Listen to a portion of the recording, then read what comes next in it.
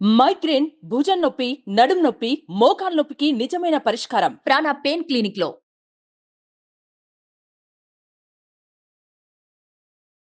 అందరికీ నమస్కారం. Welcome to Suman TV. నేను మీ రమ్య. నవంబర్ మాసంలో నవంబర్ 15వ తారీఖు వరకు శని వక్రగతి ఉంది. దాని తర్వాత 16వ తారీఖు నుంచి రుజు మార్గంలోకి వెళ్తున్నాడు. దీనివల్ల నవంబర్ మాసంలో 12 రాష్ట్రాల వారికి ఎలాంటి ప్రభావం చూపిస్తుంది, వీరు ఎలాంటి పరిహారాలు చేసుకుంటే వారికి మంచి జరుగుతుంది, ఇవన్నీ తెలియజేయడానికి ఈరోజు మనతో పాటు ఉన్నారు ప్రముఖ జ్యోతిష్య పండితులు, అలాగే లలిత ఉపాసకులు బ్రహ్మశ్రీ నానాజీ పట్నాయక్ గారు. గురుగారిని అడిగి మనకున్న సందేహాలన్నీ నివృత్తి చేసుకుందాం. గురుగారు నమస్కారం. శ్రీమాత్రే నమః. గురుగారు, ఈ శని వక్రగతి వెళ్ళిపోయి రుజు మార్గంలోకి వెళ్తున్నాడు కాబట్టి మరి నవంబర్ మాసంలో మకర రాశి వారికి ఎలా ఉండబోతుంది? ఇక్కడ మకరం వారికి 2వ స్థానంలో శనమ్మ, అంటే ఏలినాడు శని ఇంకొక 6 నెలల్లో అయిపోతుంది, 5 నెలల్లో అయిపోతుంది. చెప్పాలి 4.5 కరెక్ట్ చెప్పాలంటే 4.5 నెలల్లో ఏలినాడు శని అయిపోతుంది వీరికి, శని వక్రత్యాగం అయ్యాక. మరి ఈ 4.5 నెలలు 2వ స్థానంలో శని ఉన్నాడు కదా, ఏమిటి అనిపిస్తూ ఉంటుంది. 2లో ఉన్న శని ధనస్థానంలో ఉన్నప్పటికీ ఆయన ఉద్యోగ అవకాశాలు, అందులో పర్టికులర్గా ఫ్యాషన్ రిలేటెడ్, క్రియేటివ్ రిలేటెడ్, అందానికి సంబంధించిన ఇట్లాంటి వాటిల్లో యోగాన్ని ఇస్తాడు, గుర్తుపెట్టుకోండి. కాకపోతే మకరం వారికి ఏంటంటే ఎప్పుడైనా శని రంగులో సంచరించేటప్పుడు కుటుంబాన్ని ఏర్పరచుకోవడం, అంటే వివాహం ద్వారా కుటుంబాన్ని ఏర్పరచుకునే విషయంలో మాత్రం కొంత ఇబ్బందిని ఇస్తాడు. అదేవిధంగా కాస్త వాహనాల మీద వెళ్ళేటప్పుడు స్లోగా వెళ్ళాలి, తొందరపడి వాహనం మీద స్పీడ్గా వెళ్ళడం చేయకూడదు. వాహనాల మీద వెళ్ళేటప్పుడు ఎవరితోనైనా కమ్యూనికేట్ చేసేటప్పుడు, ఎందుకంటే వాక్ స్థానంలో ఉన్నాడు. వాక్కు అనేటువంటిది మాట, మనం మాట్లాడేటప్పుడు ఎట్లా మాట్లాడుతున్నాం, ఎవరితో మాట్లాడుతున్నాం, ఈజ్ మోస్ట్ ఇంపార్టెంట్. ఎందుకంటే శని సంచారం జరిగేటప్పుడు ఏమవుతుంటుందంటే మనకి మనం ఏదో యథాలాపంగా ఏదో మాట నేస్తాం, కానీ వాళ్ళు దాన్నే పట్టుకుంటారు. నువ్వు ఆ రోజు ఎందుకు అట్లా అన్నావు. అంతకుముందు అసలు చాలా అంతకంటే ఇంకా భయంకరంగా మనం జోక్ చేసినా సరే ఏం అవ్వదు. కానీ సాటర్న్ 2లో సంచరించేటప్పుడు లేదా 2 ఫలితాలు ఇచ్చేటప్పుడు ఏమవుతుందంటే మనం మాట్లాడేదాన్ని పట్టుకుంటారు. నువ్వు ఎందుకు ఆ రోజు ఆ మాట అన్నావు, ఇప్పుడు చెప్పి ఎందుకు అన్నావు అంటారు. ఎందుకన్నానో కూడా అర్థం కాదు అన్నవాడికి. అంటే అట్లాంటి రిజల్ట్స్ నేను చూశాను యాక్చువల్గా వేరే వాళ్ళకి అది. సో అందుకని అట్లాంటి రిజల్ట్స్ వస్తూ ఉంటాయి. అండ్ అదేవిధంగా ఇక్కడ వివాహ నిర్ణయాలు కానివ్వండి, ఆల్ ఆఫ్ సడన్గా కొన్ని సంఘటనలు వాహనం మీద వెళ్ళేటప్పుడు జరుగుతాయి. కాబట్టి చాలా జాగ్రత్తగా ఉండాలి ఇక్కడ. బట్ వీళ్ళకి ఏంటంటే మకరం వారికి, సినిమా ఫీల్డ్లో ఉండేటువంటి వారికి, ఫ్యాషన్ రిలేటెడ్ రంగాల్లో ఉండేటువంటి వారికి, కొత్త ఉద్యోగాల కోసం ప్రయత్నం చేసేటువంటి వారికి, రుణాల కోసం ప్రయత్నం చేసేటువంటి వారికి చాలా బాగుంటుంది. అయితే వీళ్ళకి భాగ్యస్థానంలో కేతు కూడా సంచారం జరుగుతుంది కాబట్టి కాస్త గణపతి ఆలయాలకు వెళ్ళడము, క్షేత్రాలకు వెళ్ళడము, నిత్యము గణపతి పూజ, అమ్మవారి యొక్క ఆరాధన చేయడం అనేటువంటిది మంచి ఫలితాలు ఇస్తుంది. వీలైతే శనివారం నాడు వెంకటేశ్వర స్వామి ఆరాధన, వెంకటేశ్వర స్వామికి ఏదైనా నైవేద్యం పెట్టడం కనుక చేసినట్లయితే 2లో వక్రత్యాగమైనటువంటి శని మంచి ఫలితాలు ఇస్తాడు. గురుగారు, మరి కొంతమందికి జాతక చక్రం ఉండదు, మరి అలాంటి వాళ్ళు ఈ శని స్ట్రైట్ గా వెళ్తున్నాడు కదా, సో వీరు ఎలాంటి పరిహారాలు చేసుకోవాలి? ఇక్కడ ఒకటేనమ్మా, జాతక చక్రం లేదు. ఒకటే అర్థం చేసుకోవాలి, మనకి ఎప్పుడైనా సరే పనులన్నీ ఆలస్యం అవుతున్నాయంటే ఎక్కడో సాటర్న్ ప్రభావం ఉందని చెప్తుంది శాస్త్రం. ఎందుకు మందుడు, నేను ఎందుకు అంటే ఆయన ఏదో కావాలని మిమ్మల్ని ఏదో పని కట్టుకుని మీ పని లేట్ చేయడం కాదు, మీకు ఒక ఎక్స్పీరియన్స్ వస్తుంది.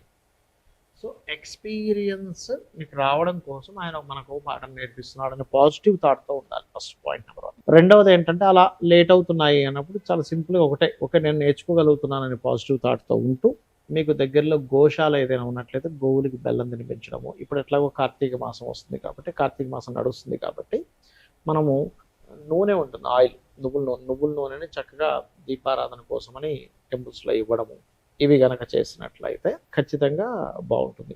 అదేవిధంగా గోవుకి కాస్త బెల్లం తినిపించడంతో పాటు ఓం అనాకలిత సాదృశ్య చుబుక శ్రీ విరాజితాయే నమః, ఈ నామము పర్టికులర్గా ఏంటంటే ఏలినాడు శని నడుస్తున్నా, అర్ధాష్టమ శని నడుస్తున్నా, అష్టమ శని నడుస్తున్నా, శని మహర్దశ నడుస్తూ శని సరైన స్థితిలో లేకపోయినా కూడా ఫలిస్తుంది.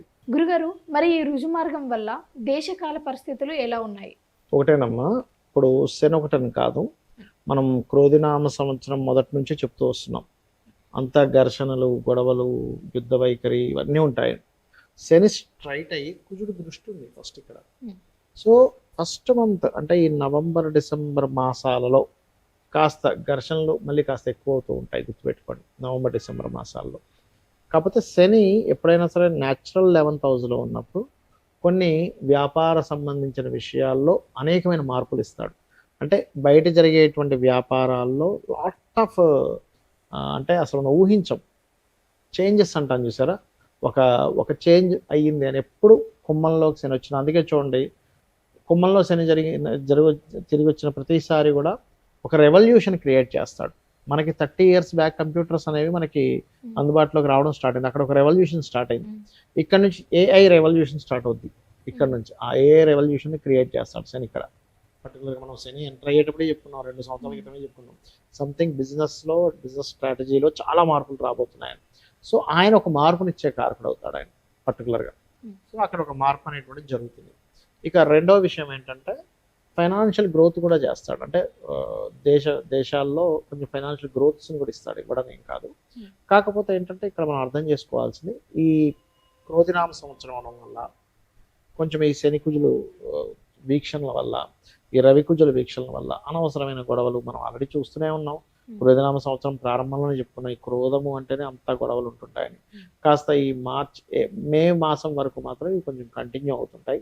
బట్ నేను చెప్పేది ఒకటే, ఎవరికైతే ఎక్కువ స్ట్రెస్ ఉందో, ఎందుకంటే గోచారంలో ఏ గ్రహాలు ఎక్కడ సంచరిస్తుంటాయో దాని ప్రభావం ప్రతి జీవరాశి మీద పడుతూ ఉంటుంది.